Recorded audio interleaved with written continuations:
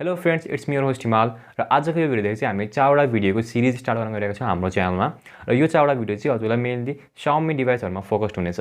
हजुरले यो 4वटा भिडियोको सिरिजमा देख्नुहुने चाहिँ कसरी आफ्नो फोनको बुटलोडर अनलक गर्ने अफिसियली नै, कसरी त्यसमा कस्टम रिकभरी र कस्टम रोम इन्स्टल गर्ने र रुट पनि गर्ने भनेर सिकाउनेछौँ।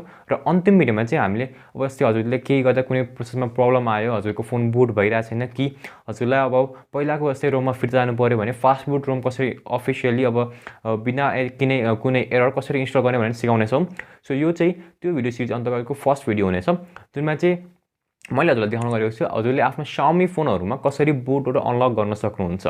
र यसमा चाहिँ अब अफिसियली MIUI को लागि चाहिँ म देखाउन गइरहेको छु। जस्तै अब हजुरको स्टक रोम छ, जस्तै MI A1 हरु, MI को एन्ड्रोइड 1 सिरिजहरु या फिर अरु कुनै एन्ड्रोइड 1 या फिर स्टक एन्ड्रोइड भएको डिभाइसहरुमा चाहिँ सजिलै बुटलोडर अनलक गर्न सकिन्छ। तर MIUI भएको डिभाइसहरुमा चाहिँ बुटलोडर अनलक गर्दा हजुरले 2-3 टा एक्स्ट्रा स्टेपहरु फलो गर्नुपर्ने हुन्छ। र त्यस्तो गर्दा कहिलेकाहीँ कसैलाई 14 डेज कुर्नुपर्ने खालको एरर, कसैलाई 3 डे कुर्नुपर्ने खालको आउँछ। र यो भिडियोमा चाहिँ म अब त्यति दिन नकुरिकन हजुरलाई अफिसियली नै सिधा कसरी अनलक गर्न सक्नुहुन्छ आफ्नो बुटलोडर एक दिनमै। र त्यस्तो गर्दा इफ हजुरलाई 3 दिन वाला एरर आयो भने त्यो पनि कसरी ट्याकल गर्ने भनेर देखाउन गइरहेको छु। So without any further delay let's get started. हाम्रो फोनमा चाहिँ हामीले केही सेटिङ गर्नुपर्ने हुन्छ। त्यसलाई चाहिँ पहिला हामी सेटिङ्समा जाउँ। हजुर हेर्नुसँग चाहिँ अबाउट फोनमा गएर हजुरले आफ्नो MIUI भर्जनलाई चाहिँ ट्याप गरिराख्नु पर्ने हुन्छ। त्यो भएपछि हजुरको फोनमा डेभलपर अप्सन अन हुन्छ। मेरोमा पहिलेदेखि अन छ, त्यही भएर यस्तो आइरहेछ। अब डेभलपर अप्सन अन भएपछि हजुर तल जानुहोस् अनि एडिसनल सेटिङ्समा गएर डेभलपर अप्सनमा गएर यो OEM अनलकिङ चाहिँ अन राख्नु होला। यति भएपछि हजुरले यो यहाँ पनि हजुरले आफ्नो MI अकाउन्ट सिङ्क गर्नुपर्ने हुन्छ। त्योभन्दा पहिला म यता लगेर हजुरलाई देखाइदिन्छु। मैले MI अकाउन्ट हालेँ। अब यहाँ चाहिँ म आफ्नो MI अकाउन्ट हाल्नेछु। हजुरलाई 3 डे कि 14 डेको एरर आउनुबाट बाँच्नु छ भने चाहिँ I prefer you to go with Facebook. Login with Facebook गर्नुहोस्। यदि कुनै MI अकाउन्ट पहिलेदेखि हजुरको फोनमा छ भने त्यसलाई चाहिँ साइन आउट गरेर बल्ल लगइन विथ फेसबुक गर्नु होला।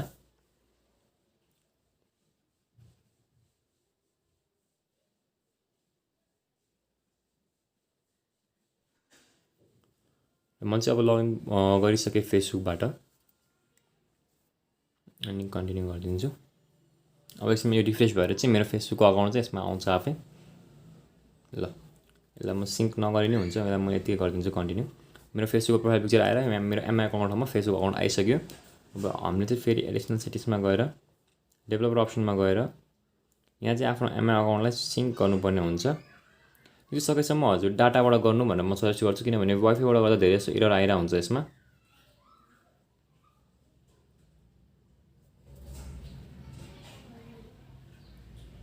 ल added successfully MI account is officially with this device भनेर आइसकेको छ, हजुर हेर्न सक्नुहुन्छ। अब चाहिँ के गर्नुपर्ने हुन्छ भने यसलाई हजुरले अब फास्ट फुड मोडमा लगाउनुहोस्। त्यसको लागि चाहिँ पावर बटन र भोल्युम डाउन बटन हजुरले सँगै प्रेस गर्नुपर्ने हुन्छ।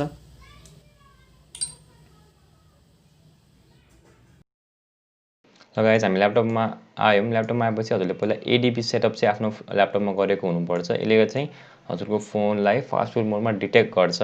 त्यसको लागि चाहिँ यसको डाउनलोड लिङ्क चाहिँ मैले यहाँ तल डिस्क्रिप्सनमा प्रोभाइड गर्नेछु। यहाँदेखि हजुरले डाउनलोड गर्न सक्नुहुनेछ।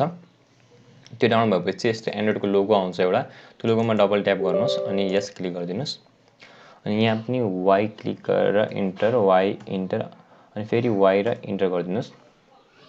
अब यहाँदेखि नेक्स्ट फिनिस। यति गरेपछि हाम्रो फोनमा ल्यापटपमा ड्राइभर इन्स्टल हुन्छ। हजुरले चेक गर्नलाई के गर्न सक्नुहुन्छ भने लोकल डिस्क सीमा जानुहोस्, जहाँ तपाईँको फाइलहरू इन्स्टल भएको हुन्छ। त्यहाँ चाहिँ एउटा ADB भन्ने फोल्डर आफै क्रिएट भएको हुन्छ।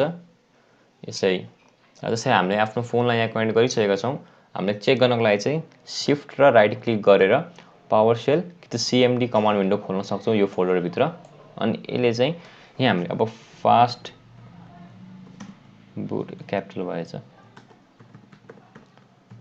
फास्ट बुट डिभाइसेस गरेर क्यापिटल किन भइरहेछ, फास्ट बुट डिभाइसेस गरेर इन्टर गरिदिएपछि चाहिँ यहाँ यस्तो कोड आएको छ। यसको मतलब हाम्रो डिभाइस चाहिँ सक्सेसफुली कनेक्ट भएको छ। अर्को हजुरलाई चाहिने चिज चाहिँ यो फाइल हो, MI फ्ल्यास अनलकको जिप फाइल। यो चाहिँ हजुरले अर्को लिङ्क म तल डिस्क्रिप्सनमा प्रोभाइड गरेको छु। यहाँदेखि यहाँ क्लिक गरेर डाउनलोड गर्न सक्नुहुन्छ। मैले यहाँ डाउनलोड गरिसकेको छु। यसलाई डाउनलोड गरेर हजुरले एक्सट्र्याक्ट गर्नुपर्ने हुन्छ। एक्सट्र्याक्ट गरेपछि यस्तो फोल्डर बन्छ। अघि हामीले आफ्नो फोनमा चाहिँ फेसबुक अकाउन्ट लगइन गरिसकेका छौँ। अब हामीले चाहिँ मी फ्ल्यास अनलक गरेर यो अनलक एपलाई खोलेर यसलाई एग्री गरिदिउँ। यहाँ पनि हामी साइन इन फेसबुक गर्नेछौँ।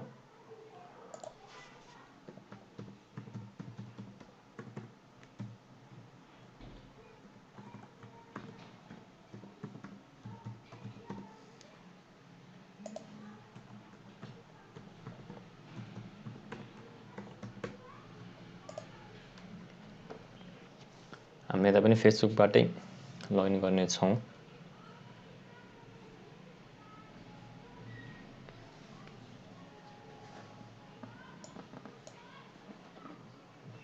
अब यसले हाम्रो फोनलाई डिटेक्ट गरिसकेको छ फास्ट फुड मोडमा। अब हामी अनलकमा क्लिक गर्छौँ।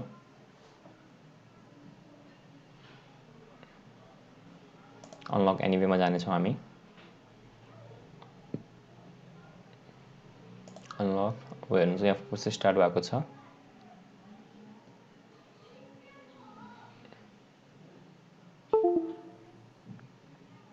हेर्नुहुन्छ अनलक सक्सेसफुली।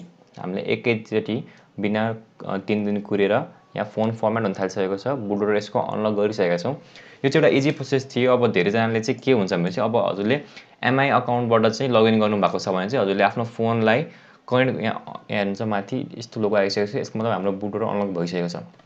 हजुरले एमआई अकाउन्ट कनेक्ट गर्दा चाहिँ हजुरलाई 3 दिन जति कुर्नुपर्ने, कहिले 14 दिन कुर्नुपर्ने एरर आउँछ। तर हजुरले फेसबुक अकाउन्ट भर्खरै लगइन गरेर आफ्नो एमआई अकाउन्टको ठाउँमा फेसबुक अकाउन्ट लगइन गरेर कनेक्ट गरेर भर्खरै यो चाहिँ हजुरले बुटलोडर अनलक गर्न सक्नुहुन्छ। यो चाहिँ एकदम इजी प्रोसेस थियो। हजुरले अब यो प्रोसेस अब ट्राई गर्नुभयो र काम गर्यो भने चाहिँ यो भिडियो लाइक गरेर अरू फ्रेन्डहरूसँग पनि सेयर गरिदिनु होला। हाम्रो फोन यहाँ बुट हुन थालेको छ। यो फर्स्ट टाइम बुट हुन्छ, हल्का टाइम लाग्न सक्छ। हजुर त्यही भएर नआत्तिनु होला। यो बुट भइसकेको छ। अब हाम्रो अर्को प्रोसेसमा चाहिँ हामी हजुरलाई कसरी हजुरले यसमा अब कस्टम रिकभरी इन्स्टल गर्न सक्नुहुन्छ, रुट गर्न सक्नुहुन्छ, कस्टम रोम कसरी इन्स्टल गर्ने, अनि लास्ट भिडियोमा चाहिँ फेरि कसरी सबै प्रोसेसहरूलाई मन पर्ने अनि फेरि पहिला जसरी कसरी जाने भनेर सब हामी सिकाउनेछौँ। त्यही भएर नआत्तिनु होला। र यदि हजुरलाई यो ट्युटोरियल मन पर्यो भने चाहिँ यो भिडियो लाइक गरिदिनु र अरू एमआई युजर्सहरूमध्ये पनि यो भिडियोलाई सेयर गर्नु होला। मैले यो भिडियो सिरिज स्टार्ट गर्नेको मेन कारण के हो भने चाहिँ मैले नेपाली ल्याङ्ग्वेजमा यो कन्टेन्ट खासै भेटेको थिइनँ। त्यही भएर अब हजुरहरूको अगाडि यो सबै प्रोसेसरहरू राम्ररी बिना एरर केही ल्याउनको लागि मैले यो सिरिज स्टार्ट गरेको हो। र यो सबै सिरिजमध्ये कुनै पनि भिडियोको कुनै पनि प्रोसिजरमा केही चेन्ज आयो भने चाहिँ म यसको नयाँ अपडेटेड भिडियो बनाएर त्यसको लिङ्क चाहिँ तल डिस्क्रिप्सनमा राखिदिनेछु। त्यही भएर हजुरले जति बेला यो भिडियो हेरे पनि डिस्क्रिप्सन चाहिँ चेक गरेर नबिर्सिनु होला। So I will see you all in my next video. Thank you.